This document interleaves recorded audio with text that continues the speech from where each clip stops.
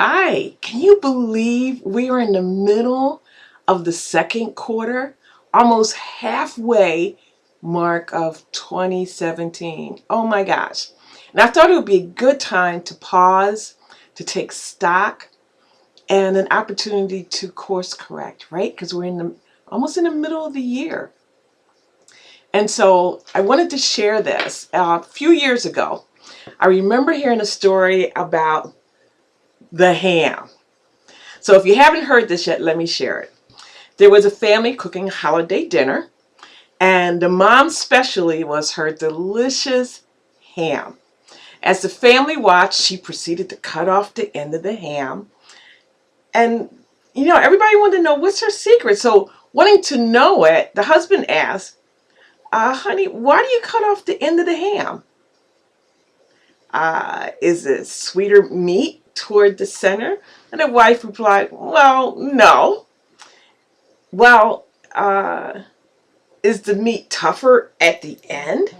And the wife replied, well, no. Then why do we cut off the end of the ham? We're all doing it because we take turns. She just replied, well, that's the way I was taught to do it by my mom. The husband replied, well, all righty then. Do we know mom's reason? And they looked at each other, and the wife said, you know what? That's a good question. Well, now everyone was curious.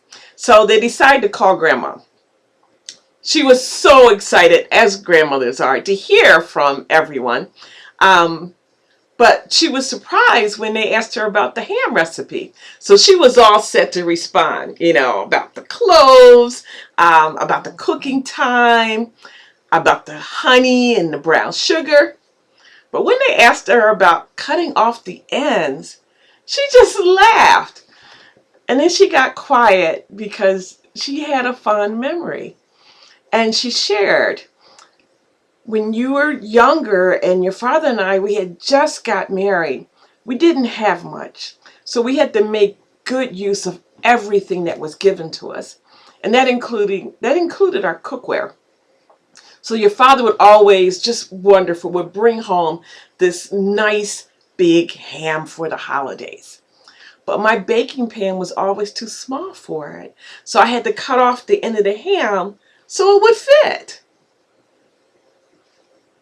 Right? So they've been carrying on this tradition that was not recipe driven at all, but out of sheer necessity. So this month, I want you to think about, where are you on autopilot, doing things just because you've always done them? What existing practices, personal and professional, do you need to let go in order to embrace practices that serve your highest self? You are so worth it. I invite you to subscribe to my monthly newsletter at BernadetteJohnson.com.